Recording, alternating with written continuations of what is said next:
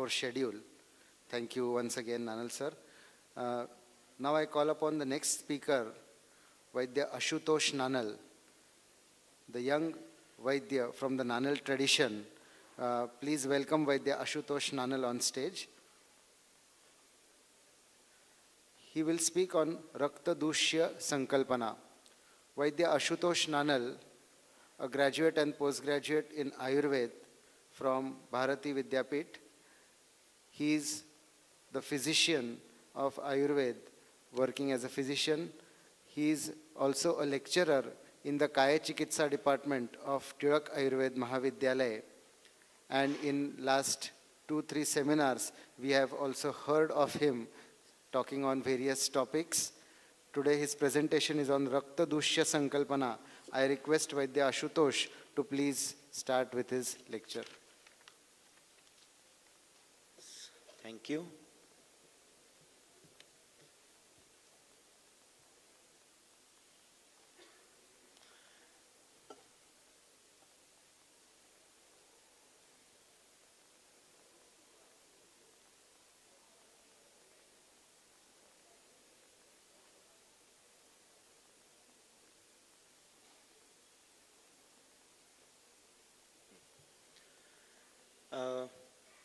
Very good afternoon. Topic for my discussion today would be Rakta as a Dushya Sankalpana. Let's begin. A few facts we can summarize about Rakta Dhatu would be like Rakta is one of the Sapta Dhatus. Rakta plays a key role in Samprapti of any Vyadhi, thus an important Samprapti Ghatak. Great adaptive morphologies of Rakta serve its purpose as the base for all the Sampraptis. Indifferent Panchabhautikatva constitution of Rasa Rakta diversifies the possibilities of Samprapti, Ved and Abhivyakti. Indifferent means what I mean, ki the Panchabhautik of Rakta we have seen so far, Visrata, Dravata, Raga, Spandanam, Laguta, Tatha. But all 5 of them are exhibited parallelly in the Rakta Dhatu, and this is the only Dhatu where we can find dominance of all of them at the same time, and it is equally expressed in its normal form. So that is the thing which I mean by indifferent. And it can potentially alter, control the bala of Vyanuvayu.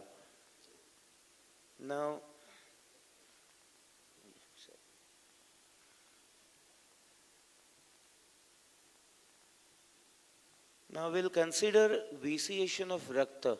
Without vitiation, actual vitiation of Rakta, nothing much is possible in Samprapti of any Dhatu. Now vitiation can be in terms of Dravyataha, Gunataha and Karmanya or Karmataha. Now let's consider them one by one. Say considering Dravyataha vitiation of Rakta will lead to the interference of Bala of Vyanvayu and thus other involved types of dosha.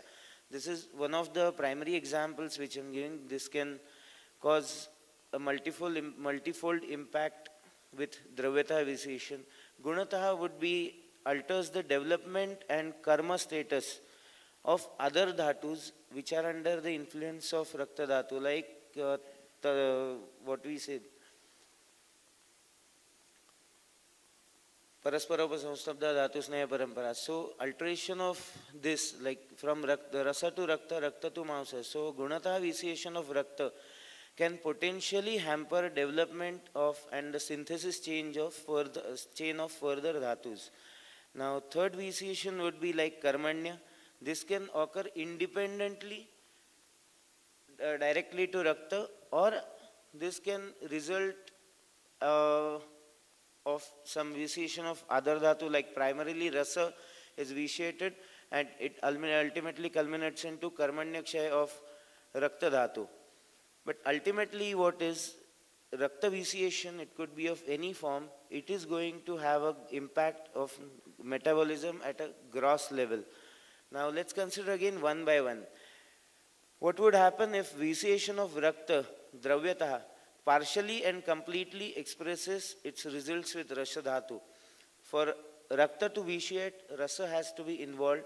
Rasa would be a primary factor, and in few cases, specific hetus, Rakta can be directly dushta or Rakta dushtikar hetu. Rakta can be Dravyata dushti. Let's consider Samprapti of Jwara for a moment. The vitiation that starts with Rasa ultimately reaches the Rakta.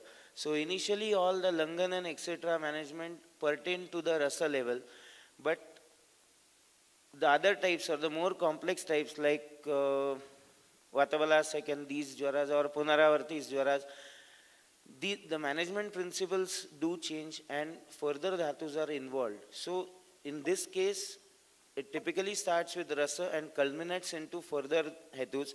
If it is managed partially or ill-treated, it reaches further and conditions like rakta pitta can develop. Now, vitiation of dravya. So far, we considered that rakta dhatu dushti was at dravya level. Now, considering gunataha dushti of rakta dhatu. So, dravya plus gunataha, what would be the complex? So, preceded over with the vitiation of rasa, the dushta rakta further vitiates itself under influence of specific hetus. So, this dushti would again diversify and develop future possibilities as per the Nidan Sevan. This vitiation does not limit itself only to dravya level but extends to guna as well. So this is like a process, samprapti is a process what we are considering, and in due course of this process, first if dravyataha drushti is there, second step we are considering is gunataha drushti. So this we will call as say bifold or bidimensional dushti of rakta in raktavaha srotas. So such rakta with two dimensions of vitiation limits itself and becomes incapable to perform its optimal. So logically it develops third thing as karmanyaha vaigunya or karmataha vaigunya of rakta. But this is just a beginning, like from dravya to guna, dravya guna when dushti is there, it is ultimately going to lead to karmanyaha dushti. Now, what are the limitations of dravya and guna? Like if the samprapti stops at a particular point where rakta would be vitiated only with dravya and gunataha dushti. So a stage of rakta limiting to this bidimensional stage of vitiation, an appropriate status of rakta dhatvagni. Rakta dhatvagni plays a great role at this point. If rakta dhatvagni is capable of handling this dushti, then nothing further things would be, or samprapti, symptoms, purvarup, nothing would be developed. So this is a key element again in the samprapti manifestation, that rakta dhatvagni will limit the further development of any complex sampraptis. Till this limit, it can encompass all accompanying bhav padarthas or samprapti elements which are entrapped within the rakta dhatu. This can be like, we can take an example when we do sneha siddhi, gruta siddhi. So we are adding oil to the vessel and we are adding different decoction, milk and all the things. Till the time you are heating it, it stays a stable emulsion. But the moment you withdraw heat, oil is going to separate and water or decoction is going to separate. So this is the concept of rakta dhatvagni which I am trying to explain or consider. Till the time heat is there, raktava srotas has ample amount and good functioning rakta dhatvagni, samprapti is not going to progress. The moment rakta dhatvagni vaigunya begins, samprapti advances and this can reach in a further stage. Now let's see vitiation of rakta. Dravya plus guna is culminating in karmataha vaigunya. So as a dominant rakta dhatvagni begins to vitiate and becomes incapable to handle increasing load of rakta. Increasing load means what?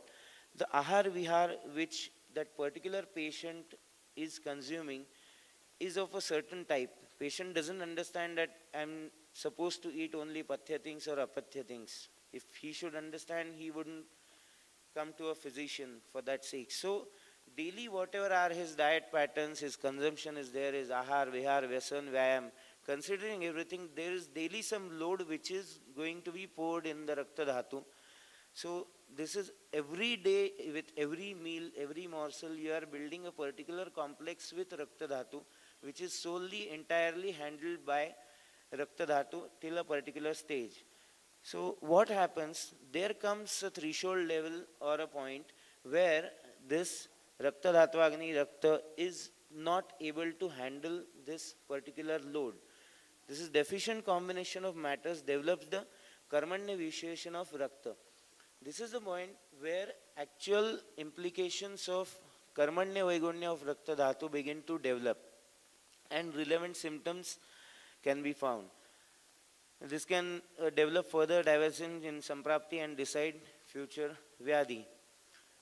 Let's say consider the DGK triad, Dravya Guna Karma, a Rakta Dhatu or Rakta which is vitiated with all three of these in a full-fledged form, when it would be accompanied by or when it would come in contact with a Vyan Vayu, there can be three different possibilities which I am going to mention.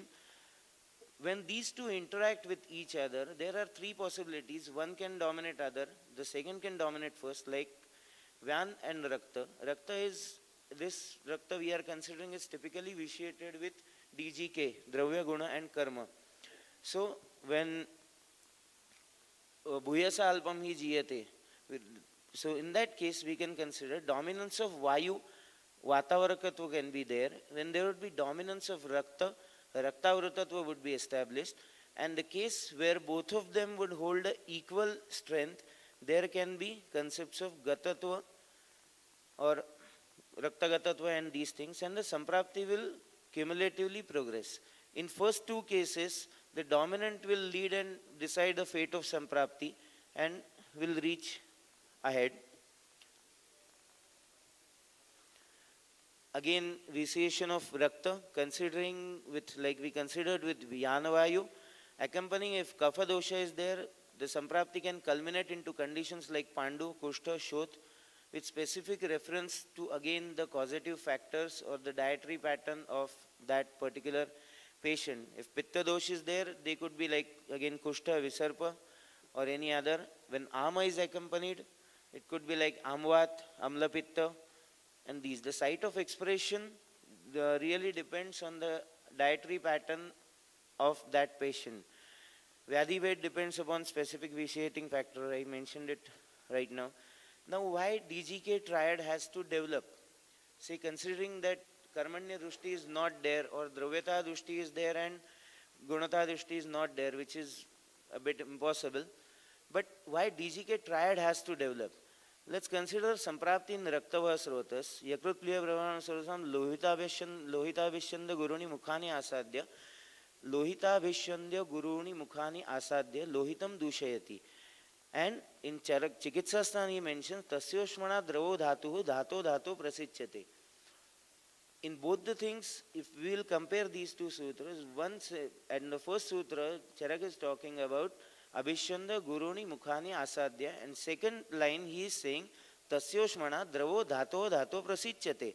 Means it is being transferred from one kala to other kala to further kalas. Now understanding this, how can this be possible? This is part of same Samprapti, same disease. One is explained in Nidanstan, second comes in Charak Samhita. So consider Raktava Srotas as a pipeline. There are two orifices. One is going to be the other end, one would be the origin. So there is essentially a clogging pattern at the end, at the beginning and beginning orifice. But the terminal end, there is a delivery of certain elements. Let's not consider what they are right now. But still, since clogging is there, there shouldn't be any passage further, but there is passage. How this passage can develop? This passage cannot develop without the DGK triad. We'll come to the next slide. It would be only possible for thinnest and the most minute entity to achieve so. What does this mean? This is the actual stage where separation begins. Separation of what? The Vyadhi Samprapti Ghatak so far well taken care by dravyataha and gunataha vitiation of Rakta, they begin to dissociate. Their dissociation, because of their dissociation, the Rakta loses its capability, the Karmanya Vaigunya starts to develop. So this dissociation in terms of Guna, Mahabhut, on further subtle levels. Now we'll consider a sutra from Charak Chikitsa. Yatha samcha vushnanti dehe dravya guna prutak parthiva parthivenacha shesha sheshasta krutnasa. So what does this suggest? This suggests that whatever the matter is available, the fate of that would be parthiva parthivena.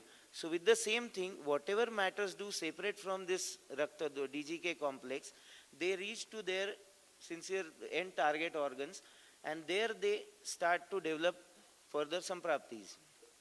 So this sutra has justified like what would be after this separation. Now how does this actually manifest in the patient? The separated ingredients of Tejas dominance being coupled with Drava Pradhan Bhava Padarthas reach every possible site. What he says in the earlier sutra, that this Tasyoshmana Dravo Dhatuhu Dhator Dhator Prasichyate. So this being Drava and guided by Tejas Mahabhuta, it reaches to the every possible site in the body where Drava can potentially reach. This involves almost all the Dhatus, Malas, Upadhatus, Ojas and so on. Now the entities clogging at the origin begin to progress at their own pace because they are mainly Guru Mandadi Guna bearing, Abhishanda and all that Guna Varga is present with them. But in their course, wherever they approach, they tend to clog the further Srotomukhas, which again develops the Srotorod and few other events associated with that. We won't be considering them right now. How does it manifest too? The Dhatus so far under the influence of Drava and Tejas Gunas develop a Shaithilya. If we consider most of the things in Pandu also, the Samprapti begins with, Samprapti Sutra begins, or the keyword would be Shaithilya. Some kind of Shaithilya is necessarily develops. You can refer this. So Drava and Tejas Guna develop Shaithilya in the beginning.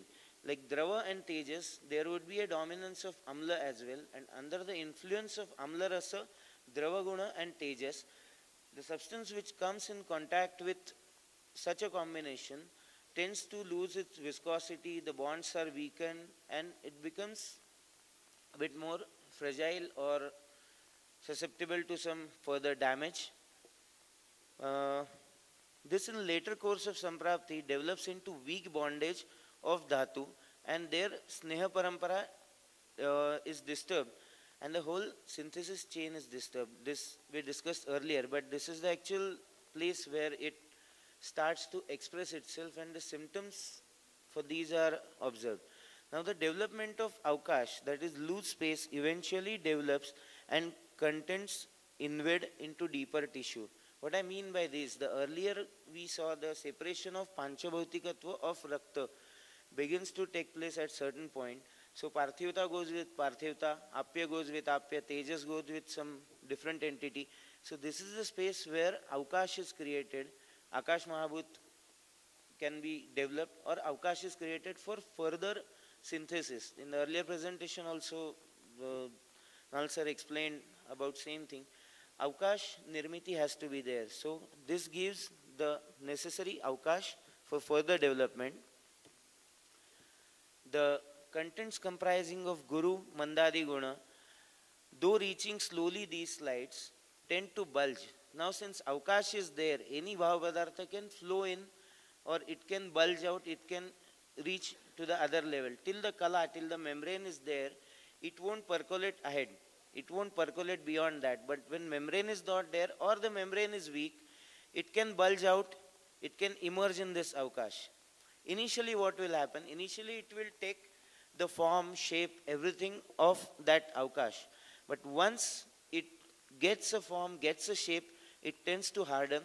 This now he explains in the initial sutras of Gulma, Kathini Bhuyam Apnityam.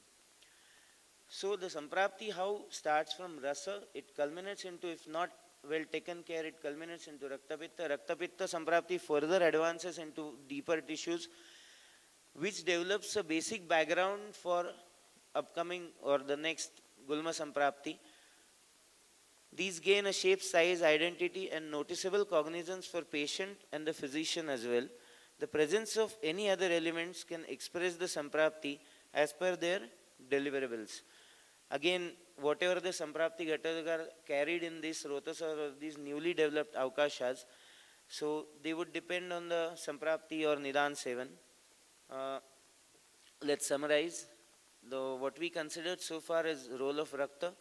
Rakta was Rotas Vyapar. How does it actually function? Rakta in Rakta was Rotas. How does it act, function? Fate of Samprapti. Criteria for diversification of Samprapti. How with different Vayus and Doshas, same Samprapti can emerge into different Vyadhis. Then Dravya Guna Karma, Samanya Vishesh, specific reference to Rakta, Rakta Dhatvagni. So, with this kind of thing, we can ultimately easily say that Raktam Jivaiti Sthiti. Thank you.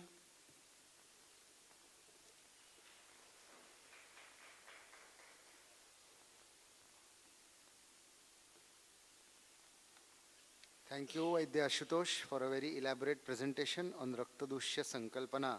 You have very well elaborated on Rakta Vyapar and Dravya Guna Karma. Now, before we conclude this session, we have another program here on stage. It will be a release of the special issue of Madhujivan on Raktavah Srotas in a very short while. Please be seated in your seats. Do not leave the auditorium.